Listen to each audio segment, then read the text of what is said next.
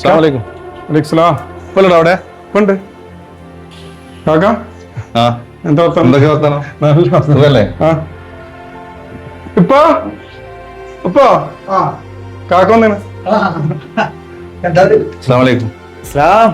ഇരിക്ക്. എന്താ വർത്താനം? നല്ല വർത്താനം ഇപ്പാ. കുട്ടികളൊക്കെ കുട്ടികളൊക്കെ സ്കൂളിൽ പോയി. എന്താ ഉപ്പാന്റെ വർത്താനം? എന്താടാ അങ്ങനെ പോണു. പാനൂട്ടി എന്നാ തിരിച്ചു പോണേ? ഞാൻ ഈ 15-ാം തീയതി തിരിച്ചു പോണെന്ന് വിചാരിക്കണേ. ആ കാക്ക പോവാ? ആ ഇപ്പൊ എന്താ അർജന്റായിട്ട് എന്നോട് വരാൻ പറഞ്ഞത്? കുഞ്ഞോ, നമുക്കിപ്പോ ഈ പേരയും മരയൊക്കെ തോട്ടമുള്ളത്. അത് ഞാനൊന്ന് കൃഷി ചെയ്ത് ഇങ്ങനെ പോവാണ്. കൃഷി ചെയ്തിട്ട് പോയാൽ പോലെ ഒന്നും ഇല്ലല്ലോ, നമുക്കറിയാലോ. ഇജ്ജ് പോയാൽ തന്നെ ഇപ്പൊ 2-3 കൊല്ലമായിട്ട് തിരിച്ചിട്ടുള്ളൂ. അപ്പൊ പിന്നെ അർജന്റായി വിളിപ്പിച്ച് ചില തീരുമാനം എടുക്കാൻ വേണ്ടിയാണ്. പിന്നെ പഴയ പോലെ ഇങ്ങനെ വയ്യാന്നേ, ശരീരമായിട്ട് ഭയങ്കര അസ്വസ്ഥതയാണ്. എന്താപ്പാ, എന്താ കാര്യം? കുഞ്ഞോ, ഞാനേ ഈ വീടും പറമ്പും നിങ്ങൾ രണ്ടാളും പേരെല്ലാം കൈകാര്യം തീരുമാനിച്ചു.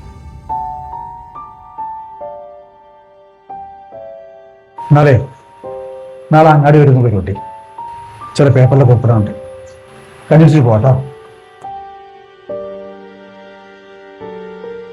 കാക്ക എന്താ ഇപ്പൊ പറഞ്ഞിട്ടാലും സന്തോഷമൊന്നുമില്ല. ഒന്നുമില്ലടാ. എന്തൊക്കെ? ഒന്നുമില്ല. പോട്ടെ എന്നാല്. കഞ്ഞി കുടിക്കില്ലേ? ഇല്ല, വേണ്ട, നാളെ കാണാം.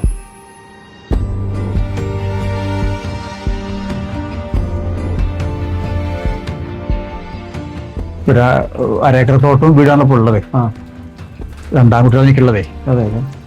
അപ്പൊ വീടും ആ ചുറ്റുമുള്ള സ്ഥലവും അനിയനും ചെറിയ മോനും, പിന്നെ ബാക്കിയുള്ള സ്ഥലം മൂത്ത മോനും. 2 പേർക്കും പരാതി ഇല്ലാതെ പോവും വേണമല്ലോ കാര്യങ്ങളൊക്കെ. അപ്പോൾ സാറും തീരുമാനം എന്താണെന്ന് സാറും പൊതുവെ കണ്ടുവരുന്ന തീരുമാനം പരാതി ഇല്ലാതെ പോവും വേണം ഞങ്ങൾക്ക്. അതിപ്പോ നിങ്ങളെ ചെറിയ മോന്റെ കൂടെ അല്ലേ ഉള്ളത്? ചെറിയ കൂടെ താമസിക്കുന്ന വർഷങ്ങളായി. അപ്പൊ ആ വീടും അതിന്റെ ചുറ്റുവട്ടത്തിലുള്ള സ്ഥലം ചെറിയ മോന് കൊടുക്കുകയാണെങ്കിൽ അതായിരിക്കും നല്ലത്. കാരണം നിങ്ങൾ അവിടെ നിൽക്കുന്നത്. പിന്നിപ്പോ ബാക്കി എന്താ കൃഷി സ്ഥലം? കൃഷിയാണ്, തോട്ടമാണ്, തെങ്ങാണ് അധികം ഉള്ളത്. കൃഷി നോക്കുന്നത് നിങ്ങളൊക്കെ തന്നെ? കൃഷിയൊക്കെ ഞങ്ങളാണ് നോക്കുന്നത്.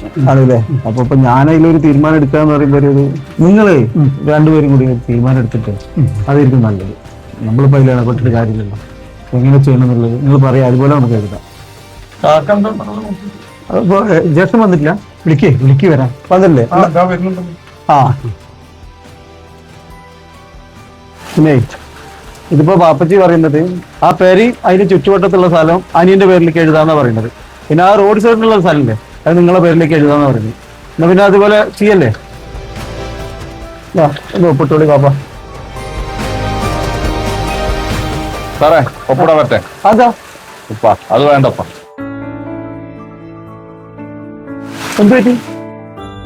എന്താണ് ഉപ്പ, ഞാൻ കഴിഞ്ഞ പ്രാവശ്യം പോയപ്പോ തന്നെ എന്റെ എല്ലാ കടങ്ങളും തീർന്നു. ഇനി ഒരു പ്രാവശ്യം കൂടി ഞാൻ പോയാൽ എന്റെ കാര്യം എല്ലാം സെറ്റിലാവും. സാറേ, ആ വീടും പുരയും ഒക്കെ നല്ല രീതിയിൽ കൊണ്ടു നടന്നത് ഇവരാണ്. ഉമ്മാന്റെ ഓപ്പറേഷനൊക്കെ ഞാനൊന്നും എനിക്ക് സമയത്ത് ചെയ്യാൻ പറ്റിയില്ല. ഒക്കെ ബാപ്പയും അനിയനും കൂടിയാണ് ചെയ്തത്.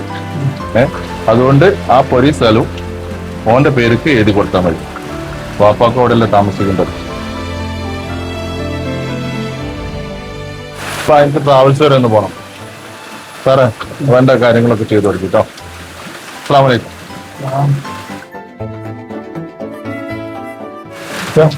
എന്താടാ? പോട്ടെ, ഇത്രയും ചെയ്തില്ലേ പിന്നെ എന്താടാ? നിങ്ങൾ ഭാഗ്യം ചെയ്ത പാപ്പയാണ്. ഇങ്ങനെ 2 മക്കളുണ്ടായില്ല നിങ്ങൾക്ക്. ഇവിടൊക്കെ ഒരടി സ്ഥലത്തിന് വേണ്ടി വെട്ടും കൊലൊക്കെ നടത്തുന്ന നാടാണ്. ഇവിടൊക്കെ എന്തൊക്കെ പ്രശ്നങ്ങളാണ് ഞാൻ ഇവിടെ നിന്ന് പരിഹരിച്ചിട്ടുള്ളത്. ഇങ്ങനെ വിട്ടുകൊടുക്കാൻ കഴിയുന്ന മക്കളുണ്ടാവുക എന്നൊരു മഹാഭാഗ്യ.